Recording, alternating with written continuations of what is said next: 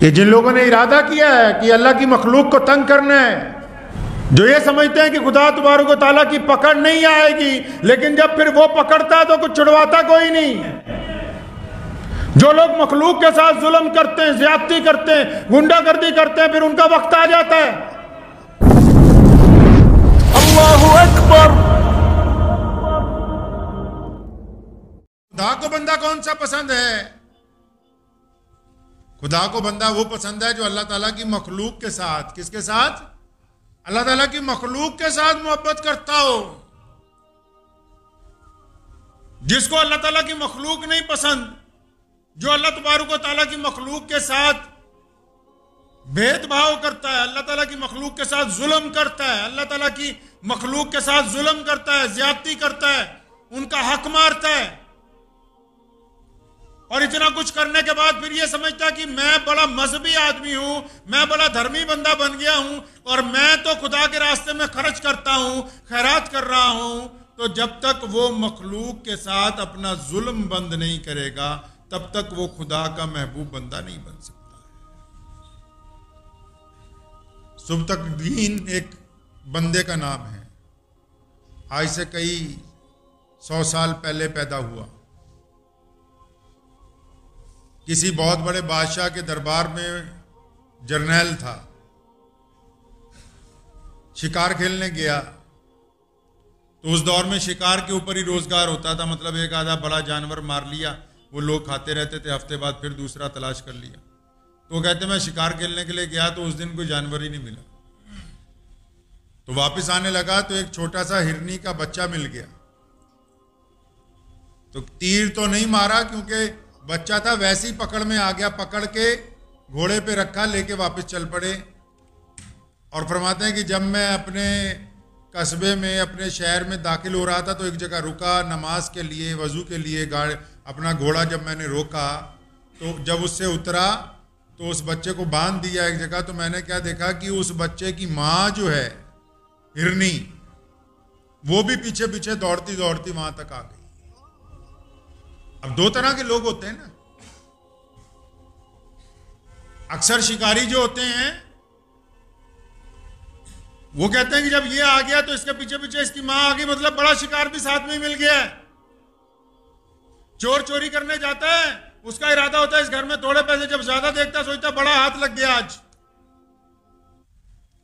तो सुब्तकदीन जो थे, जब उन्होंने देखा कि उसकी मां भी पीछे पीछे आ गई तो उनके दिल में ख्याल आया, 5 वक्ता नमाजी थे, तो ख्याल आया दिल में कि यार देखो इसकी माँ पीछे पीछे यहाँ तक आ गई है। अब ये तो गैरत की बात नहीं है ना कि मैं इसकी माँ को भी पकड़ लूँ। ये तो तरीका नहीं है कोई समाज का कि कोई बंदा किसी को छुड़वाने जाए तो उसको भी पकड़ लिया जाए। ये तो समाज की व्यवस्था में नहीं है, ये जालिम लोग करते हैं। तो कहने लगा कि मैंने ये इरादा किया कि चलो इसको ऐसा करता हूं कि इसके बच्चे को छोड़ देता हूं, फिर कभी दोबारा जाएंगे जंगल में, जो कुछ मिल जाएगा देखी जाएगी। तो कहने लगा कि मैंने उसके बच्चे को छोड़ दिया, नमाज पढ़ी, रात को घर पहुंचा, इत्मीनान से खाना वाना खाया, तो रात को सो गया। तो ख्वाब में अल्लाह के प्यारे नबी हज़रत मोहम्मद रसूलुल्लाह सल्लल्लाहु अलैहि वसल्लम की ज़ियारत हुई। फरमाया अल्लाह ताला ने तेरे बारे में कहा कि तू तो अल्लाह की मखलूक से बड़ी सिला रहमी करता है, क्या अगर तुझे इंसानों पे भी बादशाह बना दे तो उनके साथ भी ऐसा ही करेगा? तुझे इंसानों पे अगर बादशाह बना दें तो क्या तू उनके साथ भी ऐसे ही व्यवहार करेगा, यही बर्ताव होगा, यही वतीरा होगा जैसे आज किया कि हिरनी को पकड़ने की बजाय उसके बच्चे को भी छोड़ दिया? अल्लाह को ये अदा पसंद आ गई है। तो उन्होंने ख्वाब में ही कहा कि मैं तो इस काबिल कहां हूं। आपकी ज़ियारत हो गई सल्लल्लाहु अलैहि वसल्लम की, मेरे लिए तो यही बड़ी बात है। फरमाते आंख खुल गई, 1 महीने में ही उसी दरबार का बादशाह बन गया। और ये सुब्तकदीन जिनका मैं नाम ले रहा हूँ कोई मामूली आदमी नहीं है, तारीख़ इस्लाम के सबसे मशहूर बादशाह सुल्तान महमूद गजनी के वालिद हैं। ये कोई नस्लन बादशाह नहीं थे, नस्लन बादशाह नहीं थे। बाप ने एक नेकी की, अल्लाह ताला ने कितनी सदियों तक तख्त अता कर दिया नस्लों को। क्यों?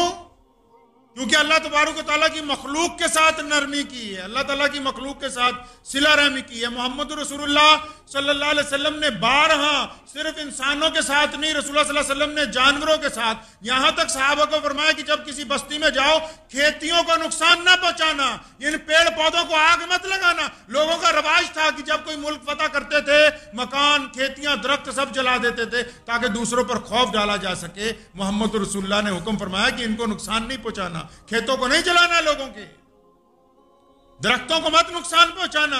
इस हद तक एहतराम का हुक्म दिया। पानी अल्लाह की मखलूक है, फरमाया कि अगर दरिया के किनारे बैठ के भी वजू करने लगो तो बस उतना पानी इस्तेमाल करना जितनी जरूरत है, बाकी पानी को गंदा नहीं किया जाना चाहिए। ये भी तो अल्लाह तबारक व तआला की मखलूक है। हमारे यहां तो जो जिंदा मखलूक है, जिनको हम इंसान कहते हैं, जो हमारे साथ चलते फिरते हैं, हम उनकी रियायत नहीं करते, उनके साथ ज्यादती करने की कोशिश करते हैं। कोई मालिक सोचता है अपने मजदूर के जितने पैसे मार सकता हूं मार लो, नौकर सोचता है कि मालिक की जितनी ठगी मारी जा सकती है मारो, मियां बीवी सोचते हैं मां बाप को जितना गुमराह कर सकते हैं करो, पड़ोसी सोचता है पड़ोसी का जितना नुकसान कर सकता हूं करो। तो ये जो लोग खुदा की मखलूक का नुकसान बनाने का प्रोग्राम बना के बैठे हैं, ये जिन लोगों ने इरादा किया है कि अल्लाह की मखलूक को तंग करना है, जो ये समझते हैं कि खुदा तबारक व तआला की पकड़ नहीं आएगी, लेकिन जब फिर वो पकड़ता है तो कुछ छुड़वाता कोई नहीं, वो पकड़ लेता है तो छुड़वाता कोई नहीं है। जो लोग मखलूक के साथ जुल्म करते हैं, ज्यादती करते हैं, गुंडागर्दी करते हैं, फिर उनका वक्त आ जाता है, फिर ऐसे लोग उन पर मुसल्लत हो जाते हैं जो उसका एक एक चीज का हिसाब लेते हैं, तो फिर पछताते हैं कि काश हमने जुल्म और ज्यादती ना की हो। रसूलुल्लाह सल्लल्लाहु अलैहि वसल्लम का हुक्म है मखलूक के साथ मोहब्बत करो। अल्लाह तबारक व तआला खुद कहते हैं कि जो मुझसे मोहब्बत करता है उसको चाहिए रसूलुल्लाह की इताअत करो। रसूलुल्लाह चाहते हैं कि जो रसूलुल्लाह से मोहब्बत करता है उसको चाहिए अल्लाह की मखलूक के साथ मोहब्बत करे। आम वाकया नहीं सुनते आप, गली मोहल्लों में आम लोग कहते हैं कि खिदमत से, इबादत से जन्नत मिलती है। इबादत से क्या मिलता है जी? जन्नत मिलती है। खिदमत से खुदा मिलता है, खिदमत से खुदा मिलता है।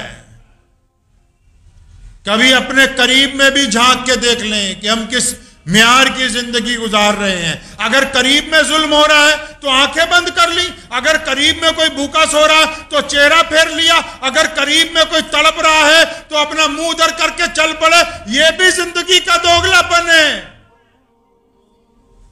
अपने पड़ोसी की परेशानियों से भागना, अपने भाई की परेशानियों से भागना, अपने माँ बाप के दुख दर्द में शरीक ना होना, यह इंसान का दोगलापन है। और दोगले बंदे अल्लाह तबारक व तआला को पसंद नहीं है। जो बाहर बेईमान हो मस्जिद में नमाजी हो उनकी नमाज नहीं होती, जो बाहर सूद खाते हो मस्जिद के अंदर सजदा करते हो उनका सजदा नहीं होता, जो बाहर लोगों का दिल दुखाते हो यहाँ आके दिल जोड़ने की बात करते हो उनको अल्लाह तबारक व तआला पसंद नहीं करते। जो बाहर लोगों पर जुल्म करना चाहते हो, मस्जिद में आके नेक बनना चाहते हो, उनकी नेकी उनके मुंह के ऊपर मार दी जाएगी। ऐसे लोग अल्लाह तबारक व तआला को पसंद